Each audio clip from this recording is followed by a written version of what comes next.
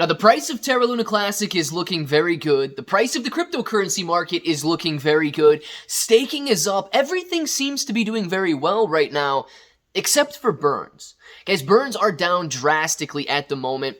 And we posed the question, just last week when the new burn tax began to take effect, is to how do you judge the success of the new burn tax on Terra Luna Classic and whether or not it is working.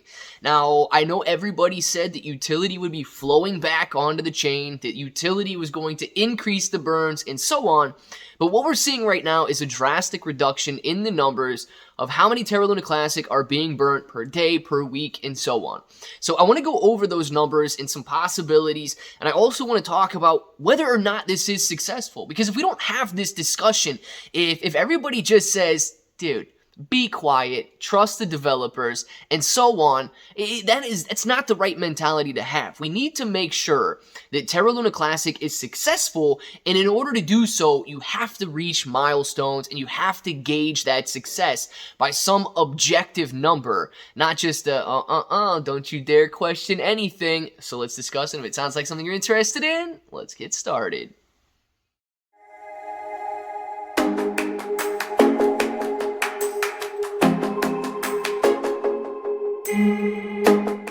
What's up, everybody? I'm Clay. I'm here to make 2022 the best year ever. If you haven't clicked that subscribe button, make sure to subscribe to the channel. Join us, become a bro. We are here every single day, and we are growing our portfolios together. And look, if you're brand new to investing, you don't know how or where to buy stocks in crypto, you got a link in the description below for Webull. It is super simple to set up your account. Any deposit, you guys are getting at least 6 free stocks, up to 12 free stocks, and a $1 crypto trade is going to get you $5 in free crypto. Now, if you want a crypto-exclusive exchange where you can buy Terra Luna Classic, you've got KuCoin down there. KuCoin offers rewards for the more active traders, so the more you trade, the more you're going to earn. And, of course, you've got International Binance as well. International Binance, a very, very heavy contributor to the burnt Terra Luna Classic that's out there, the #1 burner of Terra Luna Classic at this point. So if you want to contribute to that, sign up for the International Binance link with that description down there. But, guys, let's talk about Terra Luna Classic and these burns and whether or not we are actually seeing success because of the lowered tax rate. Now, let's do numbers first, and then we'll talk about the arguments and counter arguments and so on. Terra Luna Classic was burning roughly, at the time of the 1.2% burn tax being implemented, 300 million Terra Luna Classic per day were being destroyed by that burn tax.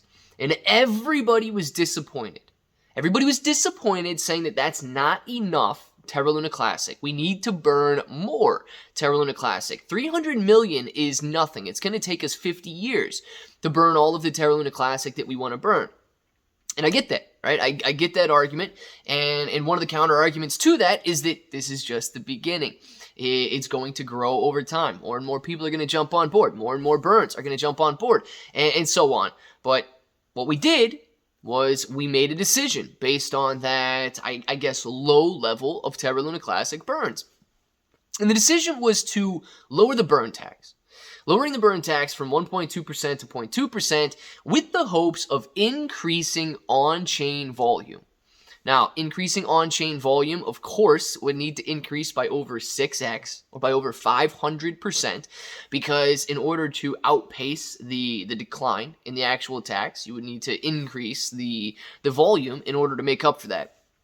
That has not happened. That has not happened even in the slightest. What we have now are roughly 25 million Terra Luna Classic per day being burned. And those are some very low numbers.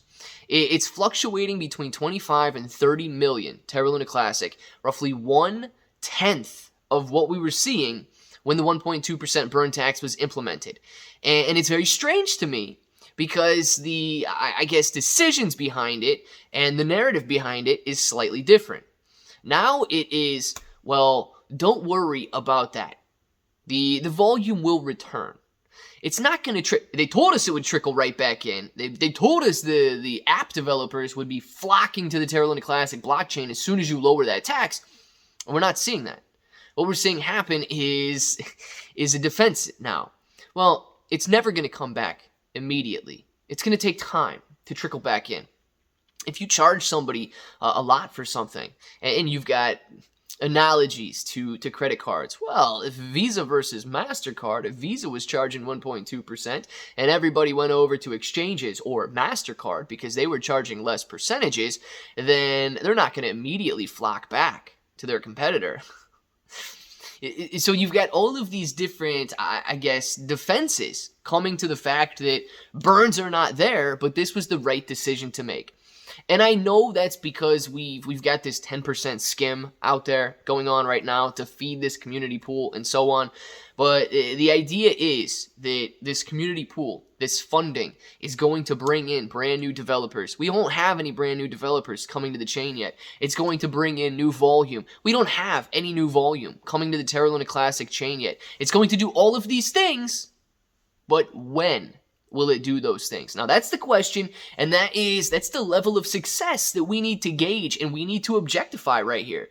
Because if it's subjective, if we're just at the mercy of the current developers and the current validators, where's the community decision at that point? You know, where's the decentralization and where is the community governance? If we say, well, it's not enough, it's not meeting our goals. Terra Luna Classic is burning less than it was before, and the goal was to burn Terra Luna Classic. Now we're burning 1/10 of what we were. So it's very interesting to see, and I don't know the right answer, right? I wish I did. I wish I knew to say that, okay, man, if we have to get to a billion Terra Luna Classic a day by the time the month is up, like we have to reach these levels in order to, I don't know what these answers are going to be, but I do know that if we just keep being silenced, if people just keep saying, dude, what do you care how much it's burning? Dude, what do you care if the blockchain gets cleaned up? Dude, what do you care if volume is out there and burns are higher? It's very strange when you get that kind of reaction from the people that are essentially up top in making these decisions. So what we do know are that burns are drastically lower at the moment. What we do know is that utility has not yet returned to the blockchain. What we do know is that innovation or not, this community pool is going to grow with every single transaction that takes place on the Terra Luna Classic blockchain. It doesn't matter if we advance or if we digress. The community pool and that funding pool for developers and so on will increase with every single transaction, whether or not we are making progress. So I want to know, if you guys got any ideas down in the comments below, let us know how to gauge the success, whether or not we should see burns increasing or decreasing, whether or not we should see developers coming back to the blockchain and so on. Let us know down there, and of course, if that button right there is still red, make sure to click it, subscribe to the channel, join us, become a bro. We are here every single day, and we are growing our portfolios together. ClayBro 883 everywhere. You guys are getting 6 to 12 free stocks on Webull. You've got links for KuCoin and Binance and a free Discord down in the description. And until the next time, hope that each and every one of you have an awesome day.